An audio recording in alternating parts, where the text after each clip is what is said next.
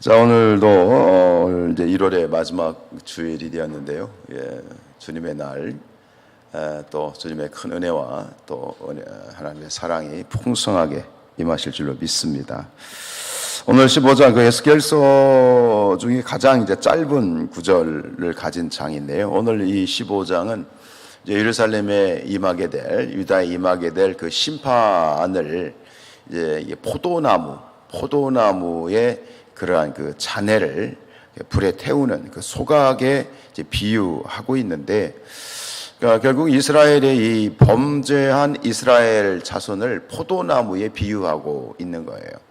뭐 여러분 포도나무는 잘 아시잖아요. 근데 포도나무, 그러니까 나무 그 자체, 그 나무 그 자체로 봤을 때 이 포도나무가 쓸데가 없어요.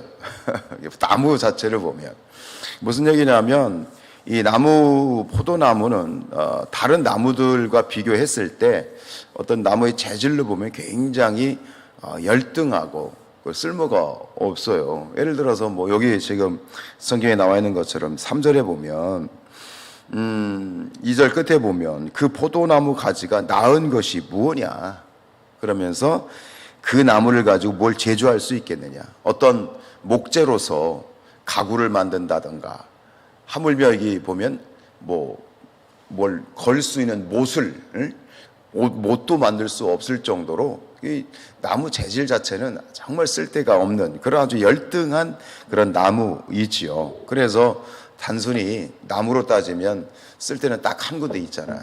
뭐예요?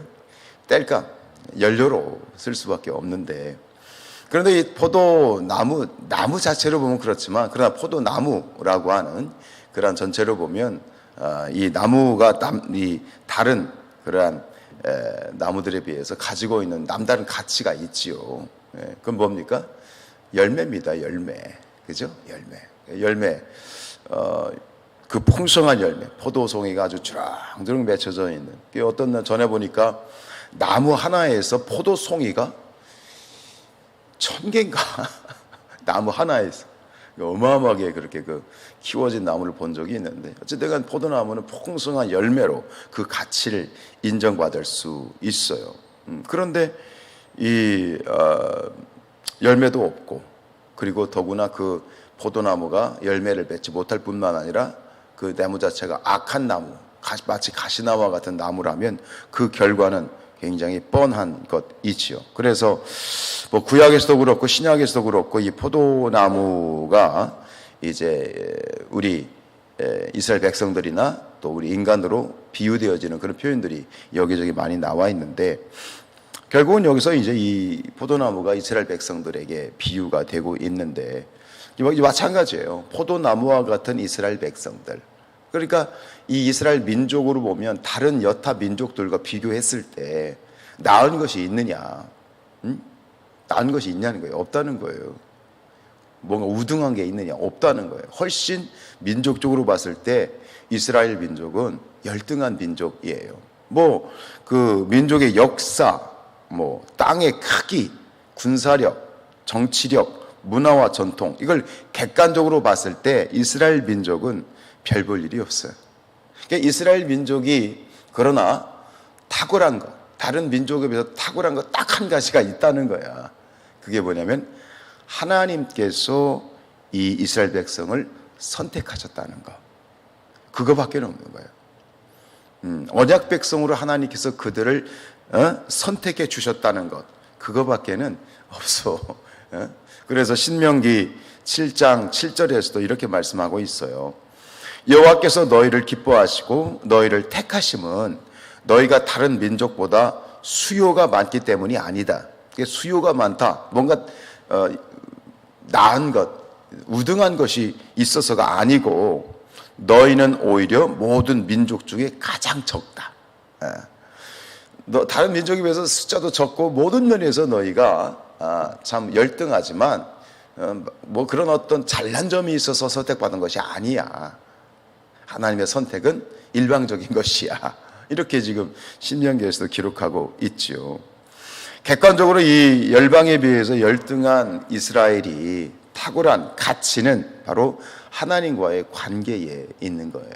하나님 때문에 그런 거예요. 다시 말하면 이 이스라엘 민족이 이스라엘이 이스라엘다워지는 것은 하나님 때문인 거예요. 그리고 다시 말하면 이스라엘은 하나님이 없으면 아무것도 아닌 거예요.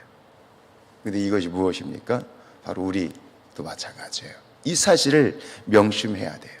우리도 사도 바울이 고백했던 것처럼 내가 나 된 것은 하나님의 은혜다라고 고백하는 것은 결국은 뭐예요?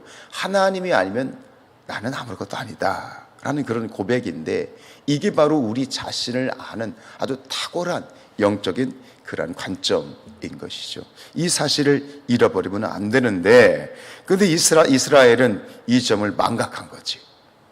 제 잘난 줄 알고 깨구리 올챙이적 시절 기억하지 못하면서 결국 이 가장 중요한 인간의 본질을, 그들의 존재의 본질을 잃어버리고 결국은 하나님과의 관계를 스스로 파괴해버린 거죠. 하나님으로부터 자신들이 떠나가게 되고 결국 가장 정말 작은 나라, 가장 열등한 원래의 그 모습으로 전락을 하고, 그리고 결국은 이제 멸망을 초래하게 된 가장 어리석음이 그 안에 있어요. 그러니까 포도나무가, 무익한 포도나무가 열매는 고사하고 그 악한 그러한 것들 때문에 결론은 땔감으로밖에는 쓸 수 없는 그런 처지인 것처럼 이스라엘 백성들도 그렇게 되어졌다. 그래서 오늘 6절에 보면 뭐라고 얘기합니까? 그러므로 주 여호와께서 이같이 말씀하셨느니라, 내가 숲풀 가운데 있는 포도나무를 불에 던질 땔감이 되게 한 것 같이 내가 예루살렘 주민도 그같이 할 것이다. 이런 어떤 운명에 처해졌죠.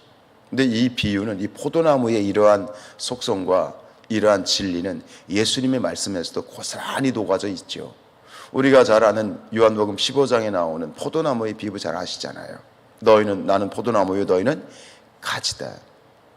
여기에 똑같은 얘기예요. 지금 에스겔의 이야기나 이 요한복음 15장에 기록되어 있는 예수님의 말씀하고 똑같은 거예요. 나는 포도나무에 너희는 가지다. 그가 내 안에, 내가 그 안에 거하며 사람이 열매를 많이 맺나니 나를 떠나서는 너희가 아무것도 할 수 없다. 하나님을 떠나서는 인간은 아무것도 아닌 거예요. 하나님을 떠나면 인간은 그냥 땔감에 불과한 거예요. 지옥의 불쏘시개에 불과한 거예요. 이거를 알라는 거예요. 6절에 보면 사람이 내 안에 거하지 아니하면 가지처럼 밖에 버려져 마르나니 사람들이 그것을 모아다가 어디에? 불에 던져 사르느니라. 그냥 불쏘시개가 되어전다라고 하는 거예요. 잘 알고 계시겠지만 여러분, 이 점을 한시도 우리가 잊지 않고 망각하지 않기를 원합니다. 이게 지혜입니다. 이게 진짜 지혜입니다. 뭡니까? 정리하자면 그렇습니다. 인간은 하나님이 창조하신 피조물이다. 하나님은 우리의 창조주이시다. 우리 인간이 모든 만물 중에 가장 탁월한 존재로 창조되어졌지만 그렇다고 해서 고개를 쳐들 수 있느냐? 아니요.